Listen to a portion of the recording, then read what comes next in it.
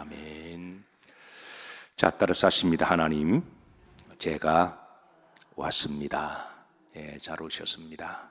자, 오늘 말씀 제목은 따라서 하십니다. 주의 종을 후대하소서. 자, 17절의 말씀인데요. 합독합니다. 주의 종을 후대하여 살게 하소서. 시인은 후대하여 살도록 하나님 앞에 기도하고 간청합니다. 후대라고 하는 것은 나중에 대우해 주겠다고 하는 말씀이죠. 나중에 보상해 주시거나 나중에 축복해 주시겠다고 하는 하나님의 말씀입니다. 시편 18편 20절에 보시면 하나님께서는 후대하시는 하나님이심을 알려주는데요. 시편 18편 20절 다 같이 합독하십니다. 여호와께서 내 의를 따라 상 주시며 그랬습니다. 내 손의 깨끗함을 따라 내게 마하셨으니 갚으셨으니. 상을 주시는 하나님, 또 내게 때가 되시면 갚으시는 하나님. 그런데 어떤 이들에게 이런 상과 또 후대하시느냐 하면 내 의를 따라 그랬습니다. 여기 내 의라고 하는 건 믿음을 이야기를 하죠. 예, 믿음을 따라 사는 이들은 하나님은 때가 되시면 반드시 후대를 하십니다. 또 내 손의 깨끗함을 따라 이런 성실과 정직함을 이야기를 하죠. 예, 성실과 정직함은 때로는 더디게 곡식이 자라는 것처럼 보이지만, 아이들이 더디게 키가 크는 것처럼 보이지만, 지나고 나면 어느새 든든한 청년이 되고 또 집안의 기둥이 되고 또 곡식도 때가 되면 주렁주렁 열매를 맺게 하시는 하나님이십니다. 하나님은 이제 후대하시는 하나님이시다. 예, 믿음으로 살고 또 사명 따라 살아가면 하나님은 반드시 갚으시는 하나님이심을 드러내고 있기에 시인은 하나님 앞에 하나님이여 종을 후대하여 살게 해주시기를 그렇게 기도합니다. 자, 사랑하는 성도 여러분, 세상 사람들은 복을 생각하면 가장 먼저 떠올리는 것이 주로 두 가지의 복을 이야기합니다. 그래서 여러분, 세상 사람들 만나면 거의 두 가지를 이야기를 해요. 특별히 이제 50대, 60대 친구들을, 세상 친구들을 만나면 첫 번째가 뭘까요? 그 대부분 건강 이야기를 하세요. 대부분. 두 번째는 뭘까요? 이제 물질의 복을, 죽을 때까지 아이들에게 손불리지 아니하고, 그래서 좀 여유 있게 살아가는, 아마 대부분 이제 이 두 가지를 주로 이야기를 하는데, 그러나 성경에서 말씀하시는 가장 이제 중요하고 본질적인 복은 첫 번째가 구원의 복입니다. 이게 세상 사람들하고 믿는 사람들하고 차원이 다릅니다. 신명기 33장 29절을 보시면 이스라엘아 너는 어떤 사람이로다? 행복한 사람이로다. 너와 같이 구원을 얻은 사람이 누구냐? 이렇게 우리들에게 행복의 기준, 행복의 어떤 이제 원칙을 이야기해 주십니다. 행복의 우리 그리스도인들의 기준은 구원받은 것을 우리는 항상 기준을 두어야 함을 가르쳐 주고 있습니다.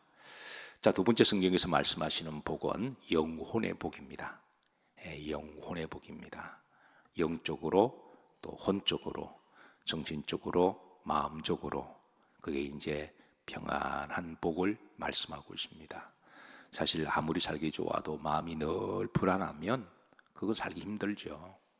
아무리 배가 부르고 좋은 집에 살더라도 늘 마음이 불안하고 그러면 이거는 살기 힘듭니다. 초가 삼간에 살더라도 단칸방에 살더라도 마음이 평안한 것이 복입니다. 그래서 예수님께서 요한복음 14장 27절에 보시면 평안을 너희에게 끼치노니 곧 나의 평안을 너희에게 주노라. 내가 주는 평안은 세상이 주는 것과 같이 아니하노니 너희는 마음에 근심하지도 말고 두려워하지도 말라. 그래서 우리 믿는 사람들이 이제 평안의 복을 구하고 평안의 복을 누리는 법도 알아야 됩니다. 아무리 많이 가지고 건강해도 불안하면 사람이 행복한 줄 모르거든요. 그래서 세상이 전쟁이 터지고 IMF가 오고 먹고 살기 힘들고 세상에 기근이 오고 생태계가 여러 가지 교란이 일어나서 정말 종말의 시대가 온다고 할지라도 내가 하나님 안에서 평안할 수가 있다면 그게 이제 복이라고 하는 것이죠. 예. 세 번째, 가장 큰 복입니다. 이 가장 큰 복이기도 하고 이 복은 영원한 복입니다. 그게 어떤 복일까요? 바로 천국의 복입니다.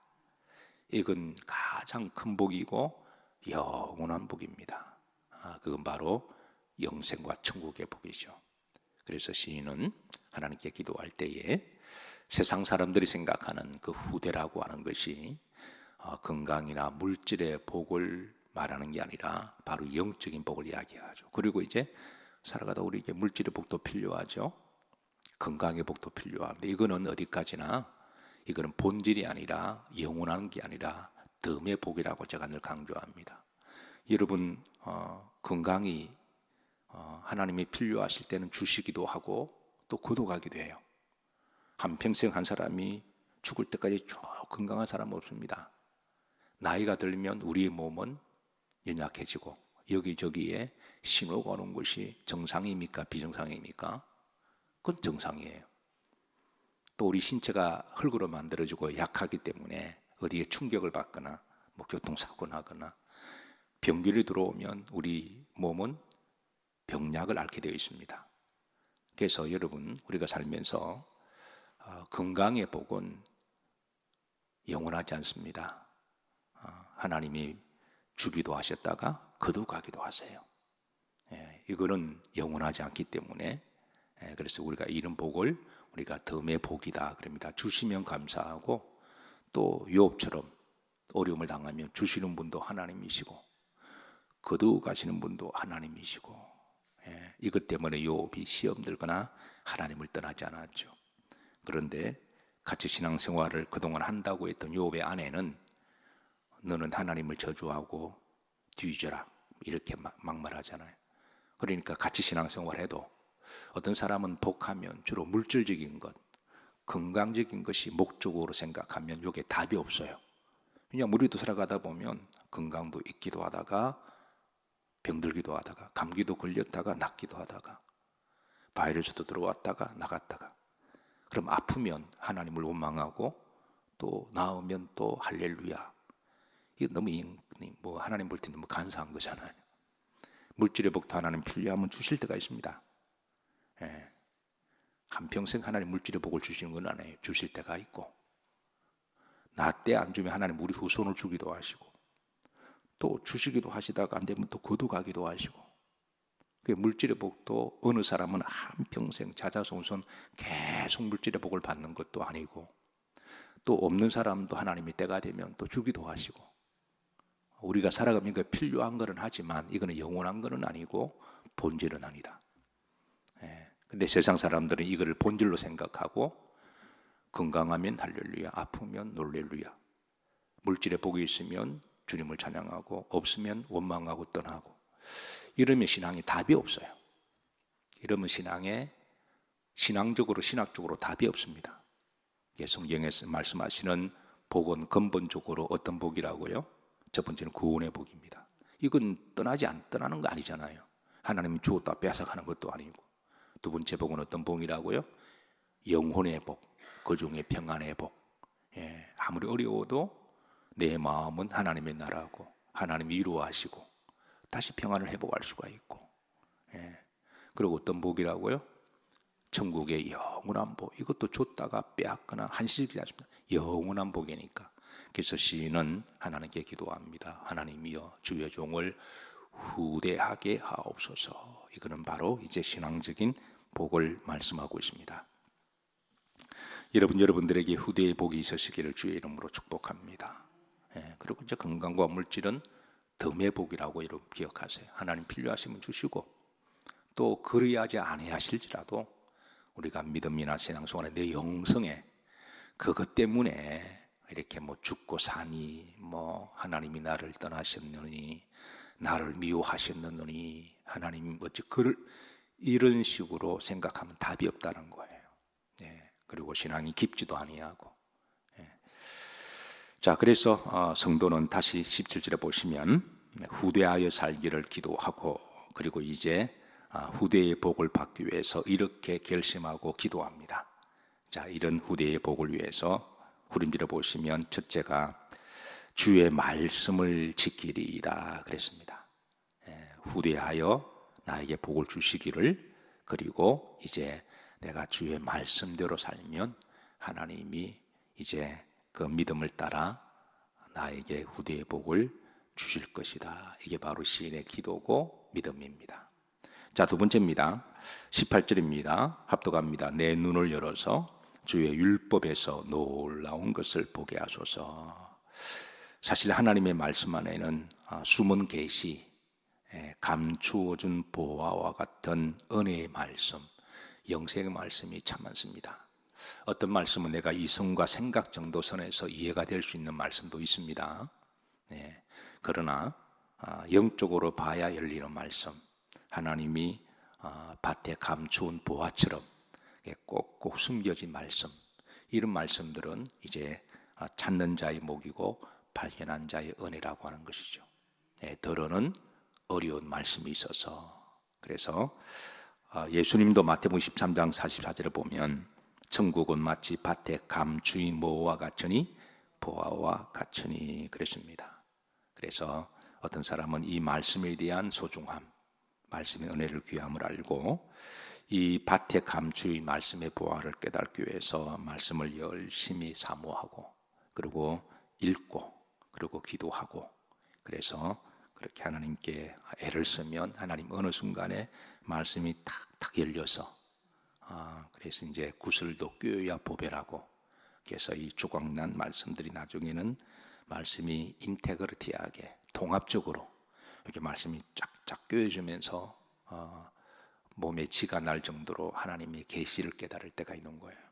그래서 시인은 그 말씀 속에 감추온 보화의 은혜를 그렇게 계속 깨닫게 하기 위해서 말씀 그냥 이성과 상식으로 그냥 그렇게 보이는 말씀도 있고, 그러나 깊이 들어가야 열리는 말씀이 있습니다. 자, 세 번째 시인의 고백입니다. 나그네였을 때에 주의 계명을 지키며 살겠다고 다짐하고 기도합니다. 19절입니다. 합독합니다. 나는 땅에서 나그네가 되어사오니 주의 계명들을 내게 숨기지 마소서. 시인은 하나님의 나를 후대하여 살게 하소서. 후대의 궁극적인 후대는 영원한 천국을 이야기한다 말씀드렸습니다. 후대하여 살게 하소서. 늘 천국에 대한 소망을 가지고 살아가는 건데, 이 천국의 영생의 삶과 대조되는 삶이 있다면 이 땅에서 나그네 삶이죠. 그래서 시인은 나그네 인생임을 기억하고 살아갔다는 겁니다. 나그네 인생임을, 성경은 또 우리들에게 인생은 나그네 인생임을 여러 부분에서 잊어버릴 만하면 창세기부터 계시록까지 이렇게 성경을 여러분들이 묵상하고 잘 읽으신다면 잊어버릴 만하면 이렇게 문득문득 생각나도록 말씀을 주십니다. 특히 내 인생이 건강하고 잘 나가고 세상에 아쉬운 것이 없을 때는 영원히 살았으면 좋겠다, 그런 생각이 들죠. 그러나 성경은 우리에게 말씀을 이렇게 문득문득 던져주시면서 나그네 인생임을 잊지 않도록 그렇게 우리들에게 알려주고 있습니다. 자, 이게 히브리서 11장 13절 보십시다. 이게 보시면 우리의 믿음의 사람들은, 자, 믿음의 사람들은, 이 사람들은 다 믿음을 따라 뭐 했으며 죽었으며, 성경은 아무리 믿음으로 살더라도 죽지 않는다 그렇게 속이지 않습니다. 가끔 이단들이 나와서 죽지 않고 영생한다, 영생교라든가 이런 이제 이단들이나 사람을 속이는데, 그런 사람을 속이는 영들입니다. 성경은 아무리 믿음을 따라 살아도 이 땅에서는 죽는다라고 우리들에게 알려주고 있고, 그러나 14절 보시면, 자, 이제 14후림지를 보면 믿음의 사람들은 외국인과 나그네임을 스스로 정언했다. 이 말은 스스로 말을 하고 살았다는 거죠. 주변 사람들에게 자신이 나는 나그네 인생이고, 그리고 또 가족들에게 이 엄마 아빠도 언젠가는 이제 나그네 인생을 마치고 하늘 날아갈 거다. 그러면 아이들은 듣기는 싫어하죠. 엄마 아빠 제발 그런 말 하지 마. 나도 우리 아이들에게 자주 교회가 나면 이제 엄마 아빠가 이제 얼마 남지 않아서 그렇게 이야기하면 그런 소리 하지, 그때 되더라도 그런 소리 하지 말라는 거예요. 그러나 그럴지라도 우리는 자주 이야기해 줘야 됩니다. 그래서 우리 인생을 성경에 70으로 계산하면 역산하면 사실 얼마 남지 않았거든요. 80 하면 그것도 얼마 남지 않았습니다. 애들이 듣기 싫어도 듣기 좋은 말은 아니더라도 그렇게 알려줌으로 아이들도 이를 인식하게 하고 또 믿음으로 살도록 그렇게 우리가 잘 가르쳐 주는 게 부모의 또 신앙이기도 하죠. 그래서 나그네의 힘을 증언했다 주변 사람들에게. 그리고 14절에 합독합니다. 그들이 같이 말하는 것은 자기들이 본향 찾는 자임을 마음이라 나타냄이라 그랬습니다. 본향을 찾는 자임을 성경을 잊지 말라고 우리들에게 말씀합니다. 앞으로 이야기 발전하고 세상 AI 시대가 오고 그리고 아무리 살기 좋은 시대가 올지라도 여러분 세상 사람들의 말에 속지 마시기를 주의 이름으로 축복합니다. 결국은 나그네 인생입니다. 우리가 이를 위해서 늘 기도로 준비하고 살아야 우리가 인생의 방향성이 잡히고 겸손해지고 살아있는 동안에 하나님 은혜이고 그리고 남은 인생 어떻게 하든 사명 감당하며 이게 인생이 정리가 되지 이게 죽지 않는다 생각하면 정리가 안 돼요. 그래서 이걸 정리를 하고 살아야 우리가 정리가 되고 준비도 하는 것이죠. 우리 믿음의 사람들은 다 그렇게 살았다. 믿음의 사람들은 다 그렇게 살았다. 임을 알려주고 있습니다. 사도 베드로는 나그네로 살 때 조심하고 두려움으로 지내라고 권면합니다. 베드로전서 1장 17절입니다. 우리 보면 나그네 있을 때에 어떻게 지내라? 두려움으로 지내라 그랬습니다. 나그네로 있을 때에 두려움으로 지내라. 우리는 이 세상에 나그네로 왔다가 잠시 있다가 가죠. 나그네는 이제 잠깐 지나가는 사람들이라는 말이잖아요. 근데 사람은 심리적으로 참 묘한 게 다른 나라에 가게 되면 나를 아는 사람도 아무도 없을 거라고 생각하고 나를 보는 사람 없을 거라고 생각하고 그리고 내가 무슨 짓을 해도 그리고 외국에 있을 때 잠깐 나가면 일탈을 해도 아무도 모를 거라고 생각하고 잠깐 일탈을 해도 괜찮다라고 생각하는 사람들은 의외로 많습니다. 제가 미국에서 17년을 이제 살다 보니까 한국에서 이런저런 사람들이 오면 연락이 옵니다. 뭐 반갑다고 오기도 하고 뭔가 좀 도움을 달라고 해서 오기도 하고 그래서 그 중에 이런 사람도 가끔 있어요. 자기가 미국에 처음 왔으니까 볼 것도 많고 가볼 것도 많은데 한국에서 미국에 대한 동경도 있고 또 미국에 대해서 여러 가지 또 재미있는 모습들을 보고 그래서 나보고 어떤 분은 가끔 그래요. 미국의 바를 한번 가보고 싶다고. 그래서 그 바에 가서 그렇게 바에 가면 영화에 보면 막 여자들이 춤추는 것도 있잖아요. 그것도 한번 보고 싶다고 그러고. 그래서 그 말을 들으면 또 내가 대놓고 이야기하면 무한하잖아요. 그래서 나도 살면서 한 번도 그런 데 가본 적도 없고 그것이 어딘지도 모른다고 그러면 에이 거짓말하지 마라 그래. 그래서 그런 분들 보면 그럴 수도 있겠다. 아무도 모르고 안 보고 잠깐의 일탈 정도는 그렇게 해도 되겠다 생각해서 그런 식으로 가고 싶고 하는 것은 오늘 말씀 보시면 나그네로 있을 때 어떻게 지내라고요? 두려움으로 지내라. 아니 나도 한 번도 가보지 못한 곳을 데리고 달라 그러면 저도 당황스럽기도 하고 여러분 오해하지 마시고 들으세요. 저는 미국에 10년 살면서 맥주 한 잔도 안 마셨습니다. 그걸 물론 그 한 잔 마신다고 해서 뭐 지옥 가는 것도 아니지만 그렇다고 그걸 늘 마시는 사람도 아닌데 뭐 가끔 한 잔 마셔봐야 뭐 그게 제가 그 맛을 알까요? 차라리 안 먹는 게 낫죠. 술 한 잔도 그냥 안 먹는 게 낫지. 그 마시면 계속 마셔야 되는데 그래서 내 의를 드러내는 게 아니라 굳이 뭐 그럴 필요가 뭐가 있습니까?